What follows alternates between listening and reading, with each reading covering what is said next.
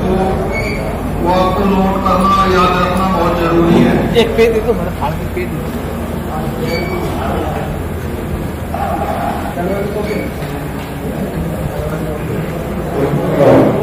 ये है कि जो पहले साल में एक बार ऐसा तिथि 1 जनवरी रहती थी, अब उसको 4 तिथियों में परिवर्तन कर दिया है आयोग ने। 1 जनवरी, 1 अप्रैल, 1 जुलाई और 1 अक्टूबर, यानी कि साल में 4 बार ये विशेष पुनरीक्षण अभियान होगा। और जो केवल 1 जनवरी के आधार पर ही नए वोटर को इंक्लूड करते थे, अब अगर 1 अप्रैल को भी कोई 18 साल का हो रहा है तो उसको उस रिवीजन में, कोई 1 जुलाई को 18 का हो रहा है तो उस रिवीजन में, 1 अक्टूबर को 18 का हो रहा है तो उस रिवीजन में नया वोटर शामिल किया जाएगा। ये बहुत बड़ा महत्वपूर्ण परिवर्तन है। उसके बाद जो आयोग के फॉर्म्स हैं, आयोग ने अपने फॉर्म्स में भी परिवर्तन किया है। अभी तक आप लोग फॉर्म 6 हर वोटर के लिए भर देते थे, मतलब जो पहली बार वोटर बन रहा है उसके लिए भी, और जो अपनी जगह से शिफ्ट होकर नई जगह आ गया है वो बिना नाम कटवाए फॉर्म 6 कई बार भर लेता था और आप भर भी देते थे। इस बार से केवल फॉर्म 6 केवल और केवल नए वोटर के लिए, यानी कि जो 18 साल का हो रहा है इस बार इस पुनरीक्षण में, फॉर्म 6 केवल उसी के लिए ही भरा जाएगा। शिफ्ट हुए वोटर के लिए या कोई 45 साल का 50 साल का आदमी कहता है कि मुझे वोट बनवाना है तो उसके लिए फॉर्म 6 नहीं भरा जा सकेगा। ये बहुत महत्वपूर्ण है, इसको सब लोग नोट कर लेंगे। फॉर्म 6 का प्रारूप पूरी तरह से बदल गया है। अगर किसी के पास फॉर्म 6 पुराने रखे हों तो उन्हें नष्ट कर दें या यहाँ लाके जमा करा दें तहसील में। फॉर्म 6 का प्रारूप आपको नया मिलेगा जल्दी ही। फॉर्म 7 के बारे में परिवर्तन ये किया गया है कि अगर किसी की डेथ हुई है तो डेथ केस में उसका मृत्यु प्रमाण पत्र आप फॉर्म 7 के साथ लेंगे। अभी तक आप लोग नहीं लेते थे, लेकिन फॉर्म 7 के साथ डेथ सर्टिफिकेट लेंगे।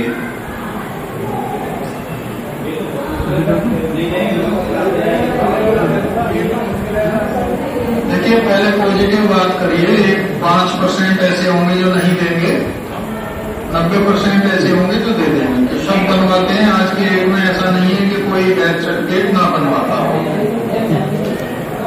फॉर्म 6 में एक छोटा सा परिवर्तन और है कि अभिभावक का नाम भी, अगर माता पिता नहीं है, कोई अनाथ है या एक गुरु चेला शिष्य परंपरा होती है मठ में और इन सब चीजों में, तो आप अभिभावक का नाम या गुरु का नाम भी फॉर्म 6 में इंक्लूड कर सकते हैं। अगर कोई व्यक्ति ये देना चाहता है तो वो भी आप फॉर्म 6 में इंक्लूड कर सकते हैं।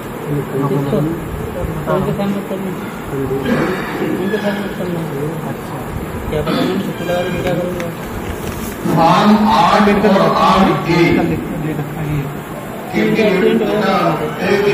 लिख लो ना, इन्फॉर्मेशन। फॉर्म 8 और 8A में बहुत बड़ा परिवर्तन है। 8A पूरी तरह से खत्म कर दिया गया है। ये नोट कर लेंगे। 8A जो होता था विधानसभा क्षेत्र के अंतर्गत शिफ्टिंग वाला, वो पूरी तरह से 8A खत्म हो गया है। तो ऐसे भी कोई फॉर्म आप लोगों के पास हो तो उन्हें नष्ट कर देंगे या तहसील में जमा कर देंगे। नष्ट करने से मतलब ये नहीं है कि आप लोग कूड़े के ढेर पर फेंक दें, कम से कम फाड़ के उसको रख डालेंगे। और बेटर ये है कि तहसील में राजेश को दे दें। 8 में अब जो पहले आप केवल करेक्शन का प्रारूप 8 था, अब उसमें 4 ऑप्शन दे दिए गए हैं प्रारूप 8 में। पहला कि अगर विधानसभा क्षेत्र के अंदर या बाहर कहीं भी वोटर शिफ्ट हो रहा है तो फॉर्म 8 में मेंशन होगा। दोनों स्थिति है इसमें, विधानसभा क्षेत्र के अंदर ही अंदर शिफ्टिंग, विधानसभा क्षेत्र के बाहर शिफ्टिंग। दूसरा करेक्शन जो एज यूजुअल पहले से चलता आ रहा था, तो कोई करेक्शन वोटर को कराना हो वो ऑप्शन है। तीसरा है डुप्लीकेट इपिक का। जो डुप्लीकेट इपिक के लिए पहले 001 भरा जाता था वो 001 फॉर्म खत्म हो गया है। अब फॉर्म 8 में ही डुप्लीकेट इपिक का भी ऑप्शन है, और इसमें चौथा ऑप्शन है पीडब्ल्यूडी की मार्किंग का। प्रारूप 8 में ही पीडब्ल्यूडी की मार्किंग होगी। इस तरह से इसमें 4 बड़े महत्वपूर्ण ऑप्शन दे दिए गए हैं प्रारूप 8 में। 001 जैसे मैंने बताया वो खत्म कर दिया गया है। अब आप तैयार करते थे इन सब फॉर्म 6, 7, 8 के आधार पर सूचियां तैयार करते थे।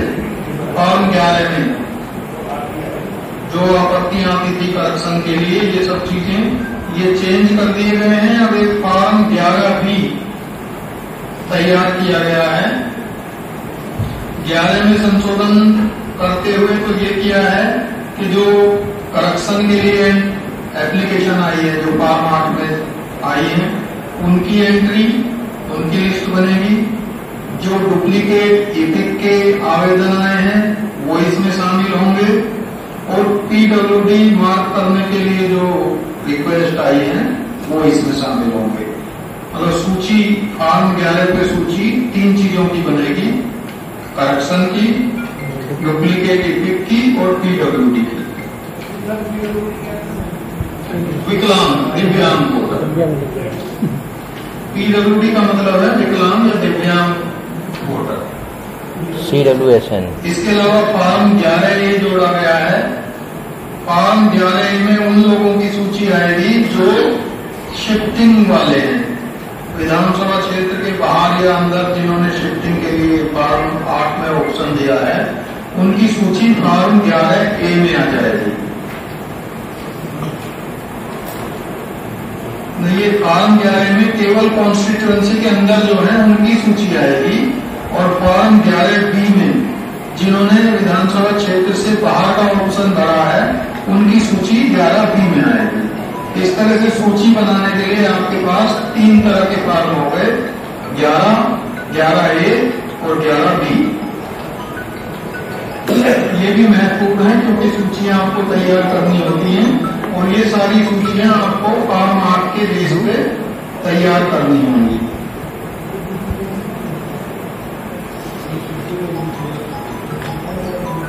एक नया फॉर्म इंट्रोड्यूस किया गया है इसके बाद, फॉर्म 6B। फॉर्म 6B आधार नंबर लेने के लिए इंट्रोड्यूस किया गया है। एक छोटा सा फॉर्म है और इसमें दोनों बातें हैं। आप आधार ऑफलाइन भी ले सकते हैं, फॉर्म में भरवा देंगे फॉर्म और आधार यहाँ तहसील में जाके जमा कर देंगे। और जैसे बाकी सुविधाएं ऑनलाइन हैं, गरुड़ ऐप पे, वोटर हेल्पलाइन पे, NVSP पे भी आप ऑनलाइन उसको कर सकते हैं। ऑनलाइन कराने में वहाँ OTP आएगा उसके मोबाइल नंबर पे, OTP एंटर करके आधार नंबर फीड करा सकते हैं। ये आप लोगों के लिए ज्यादा इजी रहेगा क्योंकि फोटो कॉपी देने में लोग हिचकिचाते भी हैं। गांव में बहुत सी बार फोटो कॉपियां नहीं होती हैं आधार के लोगों के पास, तो ऐसे केसेस में आप ऑनलाइन उसकी एंट्री कर देंगे। ये अभियान के रूप में आपको आज से ही शुरू कर देना है, और इसको जनवरी 2023 तक का लक्ष्य आयोग ने दिया है कि आधार सारे कनेक्ट हो जाने चाहिए। वोटर इस पे अगर कोई आपत्ति करता है तो आप ये बताएंगे उसे कि इससे कई सुविधाएं उसके लिए हो जाएंगी।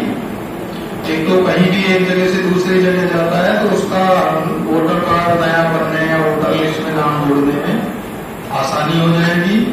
बाकी डेटा करेक्ट होने में आसानी हो जाएगी, कहीं से भी करा सकेगा वो। और इसी तरह इपिक में भी उसको आसानी हो जाएगी जारी करने में। और चौथी बात ये कि बिल्कुल पूरी तरह से गोपनीय रखा जाएगा आधार। उसको ये भी एश्योरेंस आप दे सकते हैं तो कहीं उसका डेटा आउट नहीं होगा। ये आपको लेकिन युद्ध स्तर पर शुरू कर देना है, और इसमें नए और पुराने वोटर जो भी हैं उन सबका ये डेटा कलेक्ट होगा। 1 अगस्त से ये नए फार्म आपके एग्जिस्टेंस में आ जाएंगे। अब 1 अगस्त से अभियान चलेगा आपका, तो उसमें ये सारे फार्म 1 अगस्त के बाद पुराने फार्मों पे कोई कार्रवाई नहीं होगी। जो भी कार्रवाई होगी वो नए फार्म पे ही होगी। नए फार्म आपको छपने के बाद तहसील से मिल जाएंगे। तो इसके लिए आप अभी से तैयारी कर लेंगे और 1 अगस्त को एक बड़ा अभियान चलेगा, तो आपको अपने अपने सेंटर्स पे बैठ के जैसे आप करते हैं विशेष पुनरीक्षण दिवसों पे, उस तरह से करके और लोगों को फार्म करवाने हैं।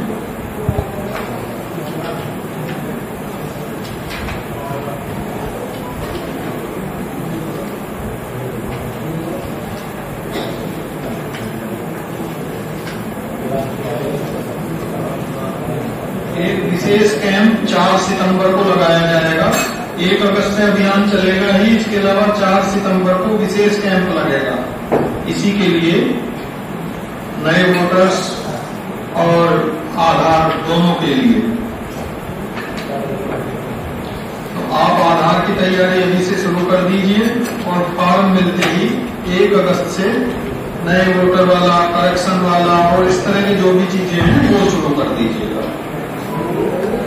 ये इसीलिए आप लोगों को बुलाया गया था कि बहुत महत्वपूर्ण कार्य है, आप इसको पूरे ध्यान से और कोई गलती ना करेंगे। पुराने फार्म पर कोई कार्रवाई ना करें। 1 अगस्त से नए ही फार्म पे सब लोग कार्रवाई करेंगे। सभी ने नोट कर लिया होगा।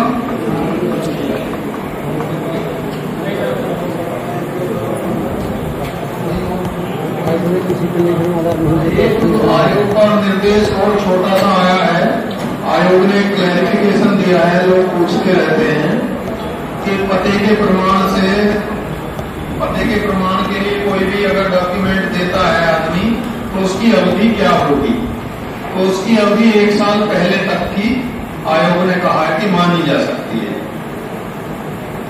मान लीजिए प्रूफ ऑफ एड्रेस के लिए बिजली का, पानी का, गैस कनेक्शन वगैरह देता है आपको, तो बहुत ज्यादा पुराना तो नहीं माना जाएगा, लेकिन पिछले 1 साल तक की अवधि का उसका आप एड्रेस प्रूफ के लिए मान सकते हैं।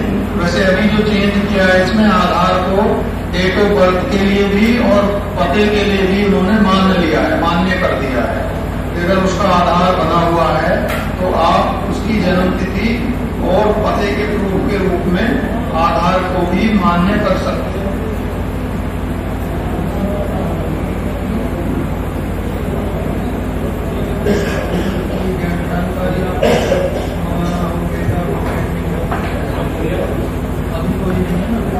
ठीक है, थैंक यू। यही आपको बताना था, बड़ा इम्पोर्टेंट था, इसलिए आपको बुलाया गया। पहले कराए थे हमने 6:30